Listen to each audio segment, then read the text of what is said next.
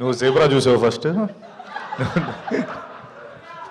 30 ఏళ్ళుగా ఎంతో కష్టపడి ఎవరికి కనిపించకుండా దాచుకున్న మన బ్రహ్మాజీ అన్న తెల్ల జుట్టు ఈ సినిమాలో కనిపించింది.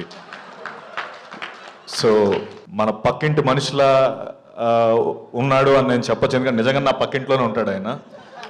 సత్యదేవ్ గారు ముందు మాట్లాడేస్తా అంటున్నారు. సో హీరో సత్యదేవ్ గారిని మాట్లాడాల్సిందిగా కోరుకుంటున్నాము.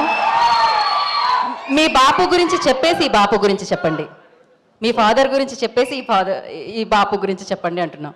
దట్ బాండ్ అన్ని కలిపి చెప్తాను. అందరికీ నమస్కారం. నువ్వు జేబ్రా చూసావు ఫస్ట్. ఓకే, ఒకటి ఈ సినిమా హిట్ అవుతుందని నేను చాలా కాన్ఫిడెంట్గా నమ్ముతున్న దానికి ఒక 2-3 రీజన్స్ ఉన్నాయి. అందులో ఫస్ట్ రీజన్, 30 ఏళ్ళుగా ఎంతో కష్టపడి ఎవరికి కనిపించకుండా దాచుకున్న మన బ్రహ్మాజీ అన్న తెల్ల జుట్టు ఈ సినిమాలో కనిపించింది.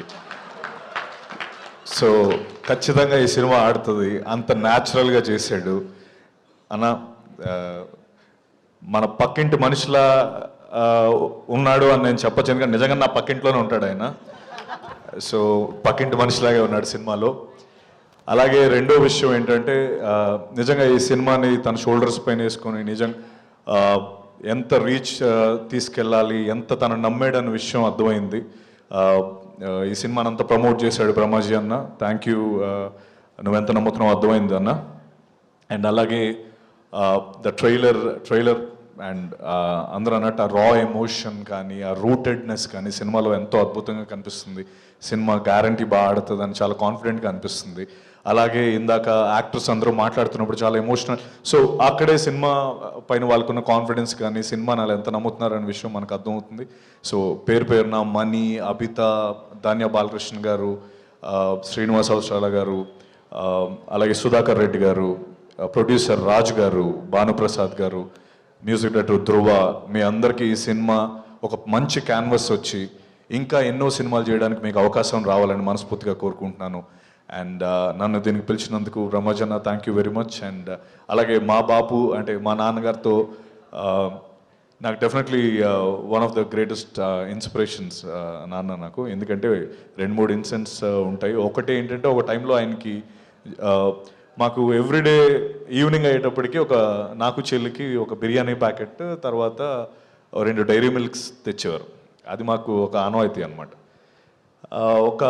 తర్వాత నేను అరౌండ్ ఇంటర్మీడియట్ ఆ టైంలో నాకు తెలిసింది ఏంటంటే, మధ్యలో ఒక 2 years 1.5 year డాడీకి జాబ్ పోయింది. ఆ విషయం మాకు తెలియదు.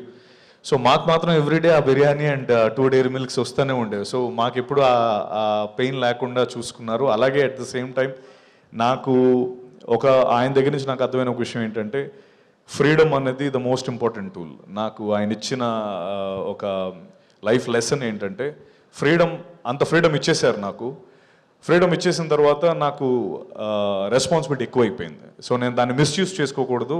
మిస్యూజ్ చేసుకుంటే ఇప్పటివరకు ఉన్నది పోతుంది అన్న విషయం నాకు అర్థమయ్యి, నా లైఫ్లో కూడా నేను అదే ఇంప్లిమెంట్ చేశాను. ఆ ఫ్రీడమ్ని యూజ్ చేసుకుంటూనే ఇన్ఫ్యాక్ట్ నేను ఐబీఎంలో టీమ్ లీడింగ్ చేస్తున్నప్పుడు కూడా ఆ ప్రిన్సిపల్ వాడాను. నా టీంకి నేను ఏ రోజు కూడా ఎప్పుడు లీవ్స్ అంటే వాళ్ళు ఎప్పుడు లీవ్స్ అడిగితే లీవ్స్ ఇచ్చేవాడిని, లేకపోతే ఏదైనా ఇంకో షిఫ్ట్లో వస్తానంటే ఇచ్చేసేవాడిని. ఓ పాయింట్ అయ్యేటప్పటికి అర్థం ఏంటంటే, ఇంత ఈజీగా ఇచ్చేస్తున్నాడంటే మనం మిస్యూజ్ చేసుకుంటే దాన్ని వెనక్కి తీసేసుకుంటాడన్న ఆ థాట్ చాలా స్ట్రాంగ్ థాట్. అండ్ అది నాకు నేర్పించారు. Thank you dad for that. And ఇంకా చాలా ఉన్నాయి, మేబీ సడన్గా అడిగేటప్పుడు గుర్తు రాలేదు. Once again, I wish everyone, the Bapu team, a biggest blockbuster and a bigger canvas to do more films. Thank you so much.